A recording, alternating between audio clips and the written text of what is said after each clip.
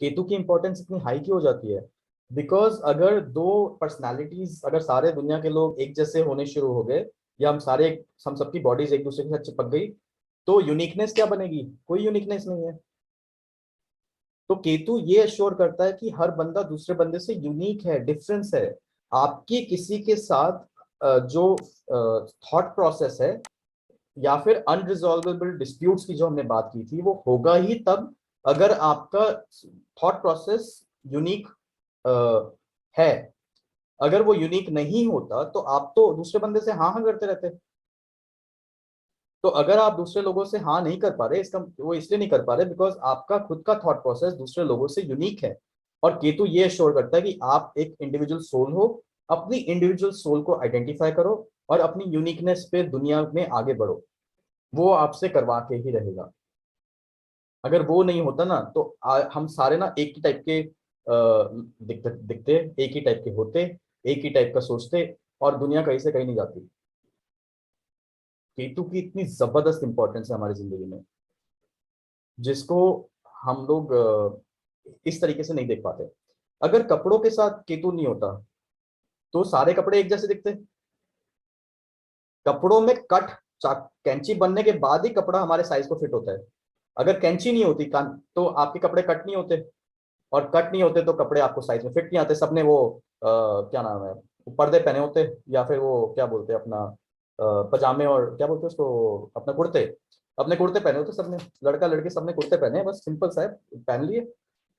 जैसे अब क्या है कि नाइजीरिया में या अफ्रीकन कंट्रीज में उनकी जो ट्रेडिशनल ड्रेस है ना, वो सारी ऐसी है। मतलब यहाँ से यहाँ पर कट है, इस जगह पर कट है, मतलब गला है, गले की जगह कट है, और यहाँ पर पूरा कपड़ा यहाँ तक है, और यहाँ से लटक रहा है नीचे।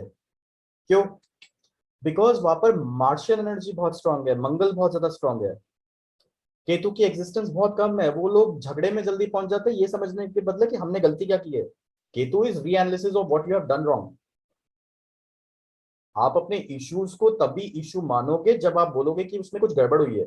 अगर कोई चीज इशू ही नहीं है, अरे मैं तो झगड़ के आ गया, कोई इशू नहीं हुआ, मैं तो डांट फूंट के बातें करके आ गया, कोई कोई इशू तो था नहीं, हो गया, बस हो गया, जो होना था हो गया। आप इशू तब किसी चीज को इशू मानोगे जब किसी सिचुएशन को आप हैंडल नहीं कर पा रहे, और वो आपको इतनी बुरी तरह से डिस्टर्ब कर रहा है कि आप वहां पर फाइट नहीं करना चाहते, लेकिन आपको ये लग रहा है कि मुझे, मैंने फाइट क्यों नहीं किया, और मैं इसको नेक्स्ट टाइम कैसे हैंडल करूं। अगर कोई बंदा हर जगह जाके फाइट करके आ जाए तो उसमें तो कोई इशू ही नहीं है ना। तो वहां पर सारे लोग फाइट कर लेते हैं, और वो इसलिए उनके कपड़े वैसे है, कोई इशू ही नहीं है। तो अगर केतु नहीं होता तो आपके कपड़े आ, आपकी बॉडी के हिसाब से कटते ही नहीं। आप सबने यूनिफॉर्म्स पहनी होती। स्कूल के टाइम पे केतु क्यों नहीं चलता? क्योंकि स्कूल के टाइम पे ना मरकरी की जरूरत पड़ती है। हम चाहते हैं कि स्कूल के टाइम पे हमें जो एजुकेशन सिखाई जा रही है मरकरी की, वो हमें समझ आए। अगर उस समय लोग बोल जाए नहीं नहीं, हम ना वो एक काम करते हैं, हम ना पढ़ना नहीं है अपने को, हमको तो बस पूजा पाठ करनी है, सारे बच्चे वैसे बैठ जाए पूजा पाठ करने।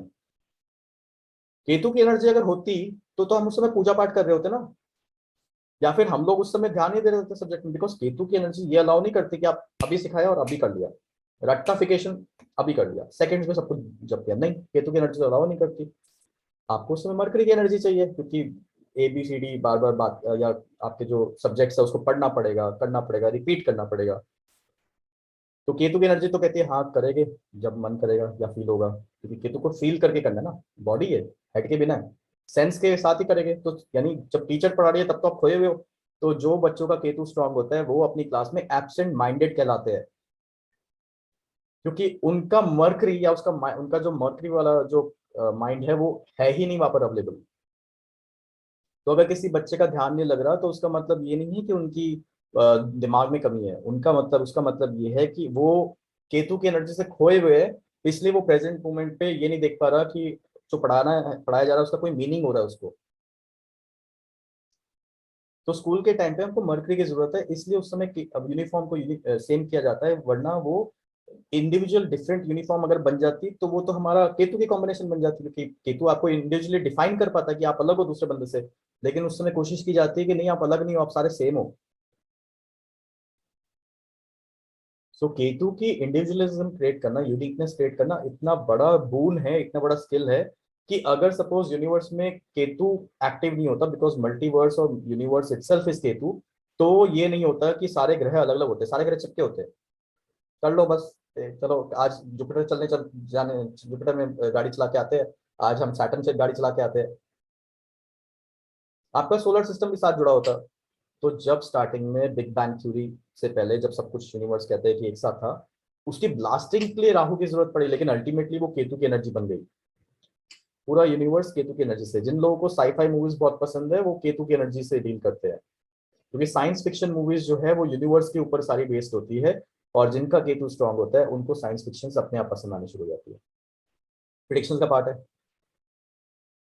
तो केतु की एनर्जी नहीं होती तो यूनिवर्स में ग्रह अलग अलग नहीं होते, साथ जुड़े होते, यूनिकनेस नहीं होती ग्रहों में। केतु की एनर्जी नहीं होती तो मैग्नेटिज्म का जो, ग्रेविटेशन का जो पुल और पुश की बात की थी, वो एक डिस्टेंस क्रिएट नहीं करती, वो भी इतनी एक्यूरेट डिस्टेंस कि चाहे वो विजिबल नहीं है तब भी बड़े अच्छे से काम कर रही है। बंदा कोशिश भी करना चाहे एक ग्रह दूसरे ग्रह के पास आने के लिए तो वो हो ही नहीं पाता। सूर्य है सोल का कारक, और केतु है सोल की जर्नी।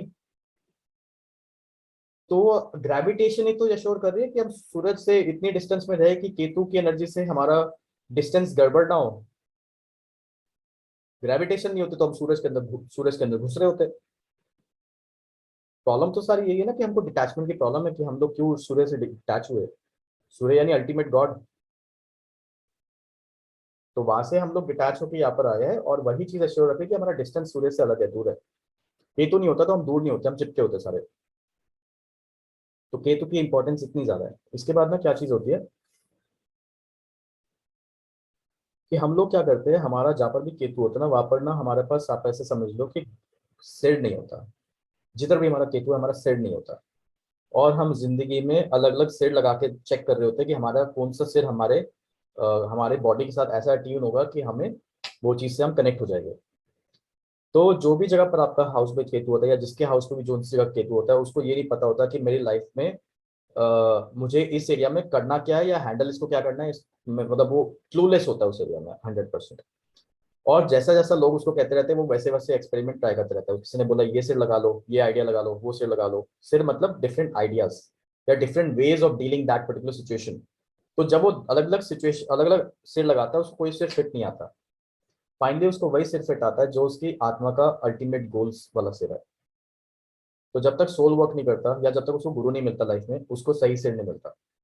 तो जहाँ पर भी आपका केतु होता है वहां पर आप भटकते रहते हो और तड़पते रहते हो कि मुझे मेरा लाइफ का सही गोल या सही सिर नहीं मिला। तो अल्टीमेटली आपको हेल्प करते हैं शिव जी और विष्णु जी वहां पर सिर लगाने के लिए। तो केतु के उसमें इसलिए छोड़ना या ब्रेक करना इंक्लूडेड है। मतलब केतु के साथ क्या होता है कि जो भी रिश्ता ऐसा हो जो उस परमात्मा से जुड़ने के गोल से ना मैच करता हो, तो वो उसको काट देगा। और यहाँ पर ना सबसे बड़ी परमात्मा की गोल वाली बात आती है कि सोल वाली गोल। परमात्मा परमात्मा से मिलने के दो तरीके, एक तो परमात्मा से मिलने का तरीका है कि आप जाके उनसे चिपक जाओ, दूसरा है कि उनकी वंदना करते रहो।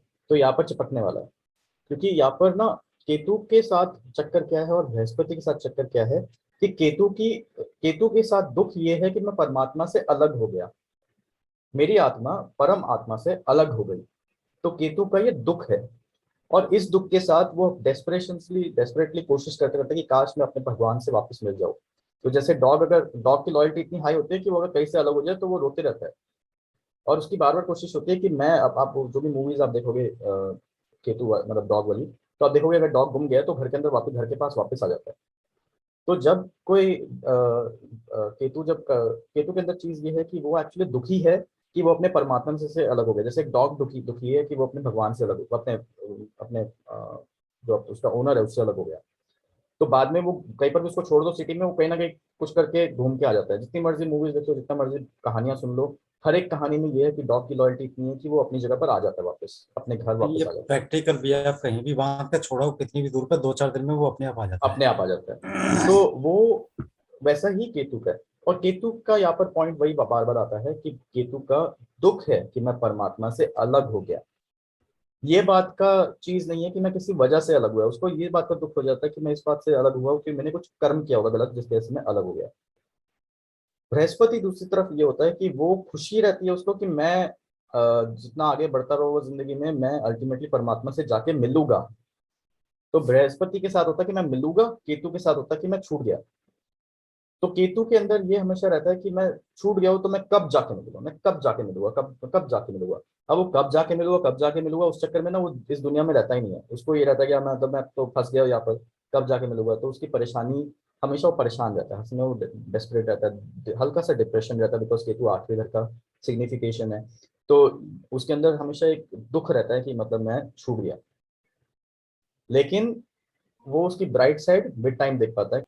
जो हमारे, हम कभी किसी को, किसी अगर फकीर को देखते हैं, जैसे जो फकीर लोग होते हैं वो भी केतु की कैटेगरी में आते हैं। तो वो भटकते रहते हैं, चलते रहते हैं, उनका कोई मार्गदर्शन नहीं होता या लाइफ में कोई गोल सेट नहीं होते। तो जो लोग मस्त मौला होते हैं वो केतु की कैटेगरी में आ जाते हैं। और इन रियलिटी वो भगवान से एक अपने ही स्टाइल में कनेक्ट होते हैं। उनका वो नहीं है कि कोई प्रोसीजर फॉलो करेंगे भगवान की पूजा का। बृहस्पति का तरीका पूजा का है, प्रोसीजर का है। लेकिन केतु का तरीका प्रोसीजर का नहीं है। केतु वाले बोलेंगे हम स्पिरिचुअल है, बृहस्पति वाले बोलेंगे हम रिलीजियस है। दोनों में फर्क आ जाएगा।